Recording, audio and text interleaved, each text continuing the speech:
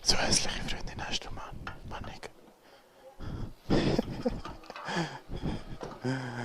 What a loser.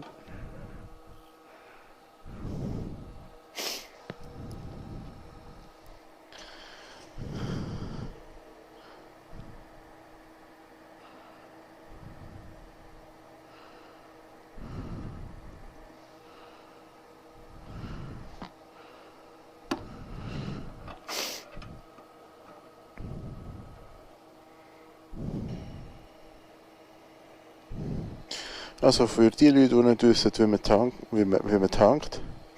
Also für die Leute, die nicht wissen, wie man tankt, so mache ich es. Zuerst tue ich es ganz rein, bis es voll ist. Dann nur da und tue die Hand drauf. Und nachher das Füllen, wo es noch bleibt.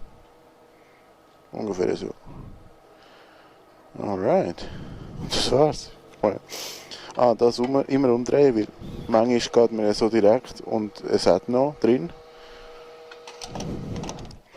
Und wenn man es so direkt macht, spritzen wir das ganze Töpf.